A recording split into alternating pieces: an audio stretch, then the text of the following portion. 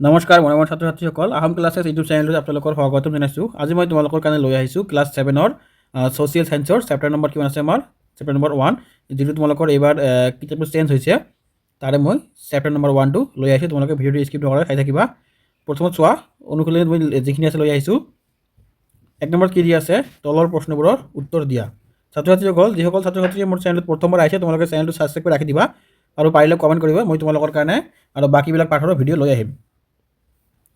1 নম্বৰত আমাৰ ক নম্বৰ কি দিয়া আছে, ভূপৃষ্ঠৰ পৰিৱৰ্তন মানে কি?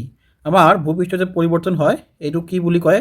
ইয়াতে কৈছে কি উত্তৰত, ভূপৃষ্ঠৰ গঠন আকৃতি আৰু বৈশিষ্ট্যৰ পৰিৱৰ্তন হোৱাকে ভূপৃষ্ঠৰ পৰিৱৰ্তন বুলি কোৱা হয়। তোমালোকে এইখিনি লিখিলে হৈ যাব আৰু বাকীখিনি তোমালোকে অলপ চাই ল'বা, তাতে তোমালোকৰ কনচেপ্টটো মনত ৰাখি যায়। এই পৰিৱৰ্তনবোৰ লাহে লাহে অথবা কেতিয়াবা হঠাতে হ'ব পাৰে। তোমালোকে বস্তুটো জানি ল'বা, যদি 1 মাৰ্কৰ আহে এইখিনি লিখিলে হৈ যাব।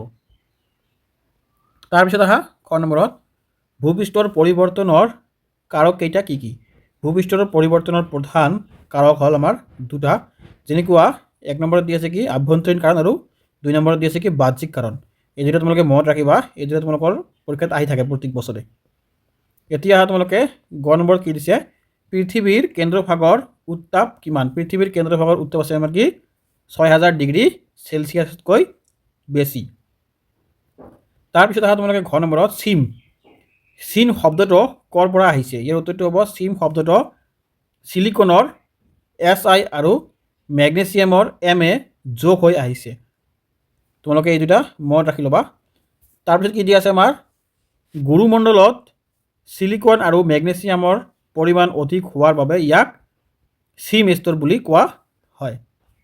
2 নম্বৰ কি দিছে আমাৰ, পৃথিৱীৰ উপৰিভাগৰ পৰা কেন্দ্ৰলৈ কেইটা স্তৰ আছে ছবিৰ সহায়ত বুজাই লিখা। তোমালোকে এইটো কিতাপত চোৱা, এনেকৈ যে ছবি দিয়া আছে ইয়াৰ স্তৰখিনি এনেকৈ দিয়া আছে, তোমালোকে তাৰ পৰা লিখি ল'বা। ইয়াত তথাপি মই লৈ আহিছোঁ এনেকৈ, তোমালোকে ইয়াৰ পৰা চাব পাৰা, কিতাপত চাবা তোমালোকে আছে এই কুৱেশ্যনটো ধুনীয়াকৈ দিয়া আছে, ছবিটো পাই চাব পাৰা। প্ৰথমত দিয়া আছে কি আমাৰ চোৱা ভূতত্ত্বক। ইয়াত প্ৰথমতে ভূতত্ত্ব কি আছে আমাৰ, পৃথিৱীৰ আটাইতকৈ ওপৰৰ কঠিন আৱৰণটোৱে হ'ল ভূতত্ত্বক। যিটো আমাৰ পৃথিৱীৰ ওপৰত আটাইতকৈ কঠিন আৱৰণ আছে এইটো কয় কি ভূতত্ত্বক। তাৰপিছত আছে আমাৰ কি গুৰুমণ্ডল। গুৰুমণ্ডল হ'ল ভূতত্ত্বকৰ তলৰ পৰা প্ৰায় 2900 কিলোমিটাৰ গভীৰলৈ বিস্তৃত স্তৰটো হ'ল গুৰুমণ্ডল। তাৰপিছত আছে কি আমাৰ কেন্দ্ৰমণ্ডল। কেন্দ্ৰমণ্ডলটো কি আছে, গুৰুমণ্ডলৰ তলৰ পৰা পৃথিৱীৰ কেন্দ্ৰ পৰ্যন্ত বিস্তৃত হৈ থকা অংশবোৰেই হ'ল কেন্দ্ৰমণ্ডল। তোমালোকে পঢ়িবা, ইয়াৰ পৰা হৈ যাব ধুনীয়াকৈ, কিতাপত চিত্ৰটো দিয়া আছে, ইয়াৰ পৰা চাই তোমালোকে তাতে লিখি ল'বা। 3 নম্বৰত কি দিয়া আছে, পৃথিৱীৰ আভ্যন্তৰীণ কাৰক বুলিলে কি বুজা? এইটো খুবেই মষ্ট ইম্পৰ্টেণ্ট কুৱেশ্যন এইটো তোমালোকৰ কাৰণে, এইটো তোমালোকে মনত ৰাখি ল'বা। আভ্যন্তৰীণ কাৰক বুলিলে কি বুজা? ইয়াত চোৱা উত্তৰ কি দিছে আমাৰ, যিবোৰ কাৰকে পৃথিৱীৰ ভিতৰ ভাগত ক্ৰিয়া কৰি ভূপৃষ্ঠৰ পৰিৱৰ্তন সাধন কৰে সেইবোৰক আভ্যন্তৰীণ কাৰক বোলা হয়, যেনে ভূমিকম্প আৰু আগ্নেয়গিৰি। এই দুটো হ'ল আমাৰ আভ্যন্তৰীণ কাৰক। এতিয়া তোমালোকে 4 নম্বৰত, ভূমিকম্প কি? ভূমিকম্পৰ কেন্দ্ৰ আৰু উপকেন্দ্ৰ কাক বোলে? আমি যে ভূমিকম্প আহে হঠাতে, একচুৱেলি ভূমিকম্পটো কি আৰু ভূমিকম্পৰ কেন্দ্ৰ আৰু উপকেন্দ্ৰ কি, তোমালোকে এইটো এতিয়া গম পাই যাবা। উত্তৰত কি দিয়া আছে আমাৰ, পৃথিৱীৰ খোলাটো মাজে মাজে প্ৰবল জোকাৰণিৰ সৃষ্টি হোৱাকে ভূমিকম্প বোলে। পৃথিৱীৰ যে আমাৰ খোলাটো আছে প্লেট বুলি কয়, সেইটো মাজে মাজে জোকাৰি মানে ঝুঁকে, তাকে তেতিয়া আমাৰ কি হয় ভূমিকম্পৰ সৃষ্টি হয়। ইয়াৰ কেন্দ্ৰ কি আছে, ভূতত্ত্বকৰ যি ঠাইত ভূমিকম্পটোৰ আৰম্ভণি হয় সেই ঠাইক কেন্দ্ৰ বুলি কোৱা হয়। মানে য'ৰ পৰা ভূমিকম্প আৰম্ভ হয় তাক আমি ভূমিকম্পৰ কেন্দ্ৰ বুলি কওঁ। আৰু উপকেন্দ্ৰ কি হ'ল, কেন্দ্ৰৰ ঠিক ওপৰত থকা ভূপৃষ্ঠৰ ঠাইক উপকেন্দ্ৰ বুলি কোৱা হয়। এতিয়া তোমালোকে আহা 5 নম্বৰত, আগ্নেয়গিৰিৰ উদগিৰণ বুলিলে কি বুজায়? উদগিৰণ বুলিলে কি বুজায়? মানে একচুৱেলি কুৱেশ্যনটো হ'ল আগ্নেয়গিৰি বুলিলে কি বুজা? তোমালোকে ইয়াৰ উত্তৰটো চোৱা কি দিছে, অভ্যন্তৰীণ শক্তিৰ ফলত ভূতত্ত্বকৰ ফাঁকেদি ভূগৰ্ভৰ প্ৰাপ্ত গলিত পদাৰ্থ, ধোঁৱা, ছাই, বাষ্প আদি প্ৰবল বেগেৰে বাহিৰ ওলাই অহা পৰিঘটনাক আগ্নেয়গিৰি উদগিৰণ বোলা হয়। মানে কৈছে কি আগ্নেয়গিৰিৰ উদগিৰণ, যিবিলাক আগ্নেয়গিৰি হ'লে যে মানে পাহাৰত চাবা তোমালোকে মাটি ফাটি কিবা জুই ওলায়, সেইটোকে কয় আগ্নেয়গিৰি। সেই আগ্নেয়গিৰিটো কিয় ওলায় তাতে কৈছে বস্তুটো। এতিয়া তোমালোকে আহা অনুশীলনী 2। অনুশীলনী 2ত কি দিয়া আছে, তলৰ প্ৰশ্নৰ উত্তৰ দিয়া। যেনেকুৱা ক নম্বৰত দিয়া আছে বাহ্যিক শক্তিৰ দুটা উদাহৰণ। বাহ্যিক শক্তিৰ দুটা উদাহৰণ যেনেকুৱা দি আছে বতাহ আৰু নদী। তাৰপিছত খ নম্বৰত কি দি আছে কি আমাৰ, ক্ষয় কাৰ্য কেই প্ৰকাৰ আৰু কি কি? উত্তৰটো কি? ক্ষয় কাৰ্য প্ৰধানকৈ দুটা প্ৰকাৰৰ। এক নম্বৰত দি আছে কি? এক নম্বৰত দি আছে আমাৰ বিচ্ছুন্নী ভৱন আৰু দুই নম্বৰত দি আছে কি? খহনীয়া বা ক্ষয় ভৱন। ইয়াত তাৰপিছত আমাৰ গ নম্বৰ কি দি আছে? অৱক্ষেপণ বুলিলে কি বুজা? এইটো আমাৰ খুবেই ইম্পৰ্টেণ্ট কুৱেশ্যন, 1 মাৰ্কৰ আহি থাকে এইটো, নহ'লে 2 মাৰ্কছত আহি থাকে, এইটো তোমালোকে অলপ ভালকৈ চাই ল'বা। ইয়াৰ উত্তৰত কি দিছে আমাৰ? বাহ্যিক কাৰকবোৰে কঢ়িয়াই নিয়া ক্ষয় হোৱা পদাৰ্থবোৰ কোনো ঠাইত জমা কৰা কাৰ্যৰ অৱক্ষেপণ বোলে। তাৰপিছত তোমালোকে ঘ নম্বৰত কি দিছে আমাৰ? বালিয়াড়ি কেই প্ৰকাৰ আৰু কি কি? ইয়াৰ উত্তৰটো হ'ব বালিয়াড়িৰ প্ৰধানকৈ দুটা প্ৰকাৰ দি আছে। এক নম্বৰত দি আছে কি? অনুদৈৰ্ঘ্য বালিয়াড়ি আৰু দুই নম্বৰত দি আছে কি? অনুপ্ৰস্থ বালিয়াড়ি। ইয়াৰ উপৰিও অৰ্ধ চন্দ্ৰাকৃতিৰ বালিয়াড়িক বাৰখান বুলি কোৱা হয়। তোমালোকে এইটো মনত ৰাখিবা, অৰ্ধ চন্দ্ৰাকৃতিৰ বালিয়াড়ি কি বুলি কোৱা হয়? বাৰখান বুলি কোৱা হয়। দুই নম্বৰত কি দি আছে আমাৰ? সৌৰশক্তিয়ে কিদৰে ক্ষয়জাত পৰ্বতৰ সৃষ্টি কৰিব পাৰে? ইয়াৰ উত্তৰটো কি হ'ব আমাৰ? সূৰ্যৰ উত্তাপত পৰ্বতৰ শিলবোৰত ফাট মেলে আৰু কালক্ৰমত সেইবোৰ ভাঙি ছিঙি ক্ষয়প্ৰাপ্ত হয়। এইদৰে বহু বছৰ ধৰি চলি ক্ষয় কাৰ্যৰ ফলত ওখ পৰ্বতবোৰ ক্ষয় হৈ চাপৰ হৈ শেষত ক্ষয়কাৰ্য পৰ্বত সৃষ্টি হয়। ক্ষয়কাৰ্য পৰ্বত বুলি ক'লে কিছুমান পৰ্বত চাব বহুত ডাঙৰ থাকে, কিন্তু সেই পৰ্বতবিলাক লাহে লাহে সৰু হৈ যায়। লাহে লাহে সৰু হৈ যোৱাৰ কাৰণ কি?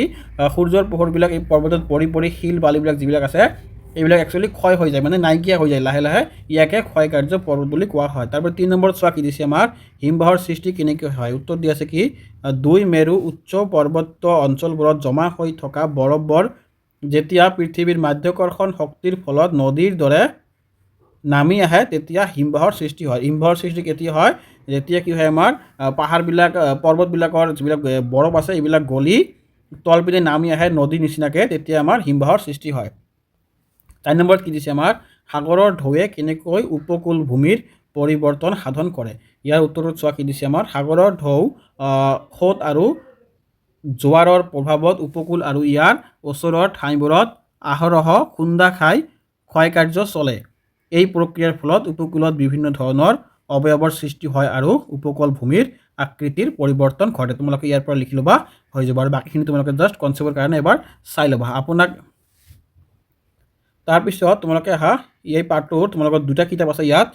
এটা কিতাপত জাষ্ট তোমালোকৰ অনুশীলনী কুৱেশ্যনখিনি আছে, আৰু এটা কিতাপত কি আছে? MCQ বেছ কিছুমান কুৱেশ্যন দিয়া আছে। MCQ বেছ আৰু তোমালোকৰ কি আছে মানে খালী ঠাই পূৰণ কৰা আৰু ক অংশৰ লগত খ অংশ মিলোৱা, তোমালোকৰ এইবিলাকৰ ছেইম চেপ্টাৰে মানে এই প্ৰথম কিতাপটোত জাষ্ট তোমালোকৰ খালী কি দিছে?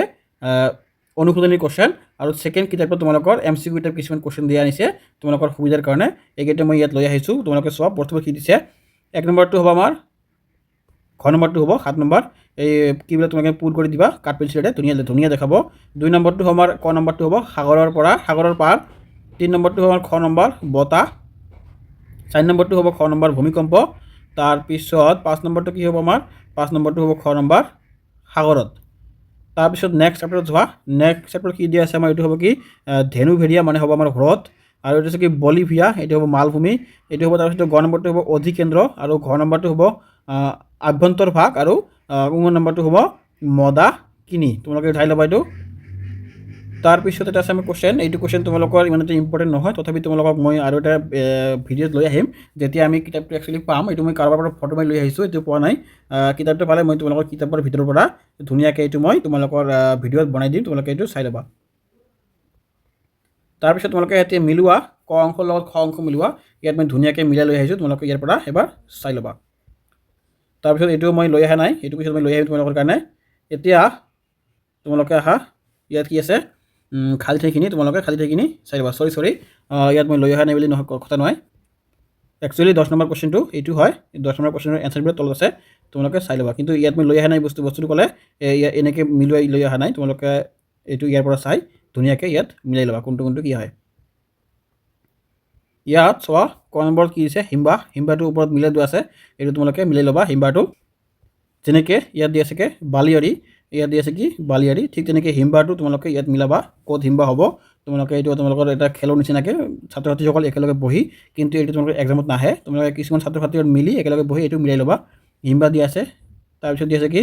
আভ্যন্তৰ, তাৰপিছতটো খনন, তাৰপিছতটো হ'ব কি আমাৰ ভূমিকম্প, তাৰপিছত হ'ব চুনামি, তাৰপিছত আগ্নেয়গিৰি, তাৰপিছত লাভা, জল প্ৰপাত, আৰু এটা কি হ'ব আমাৰ শ্বৰ্ট পিল। এইখিনি মিলাই ল'বা তোমালোকে ধুনীয়াকৈ। কিছুমান ছাত্ৰ ছাত্ৰীসকল বহি এটা বেঞ্চত বহি কিনে তোমালোকে ধুনীয়াকৈ এইটো কি কৰিবা মিলাই ল'বা। তেতিয়াহ'লে তোমালোকৰ এটা খেলৰ নিচিনা হৈ যাব, টাইম পাছো হ'ব, তোমালোকৰ ক্লাছ নাথাকিব, তোমালোকে ধুনীয়াকৈ এইটো মিলাই ল'বা।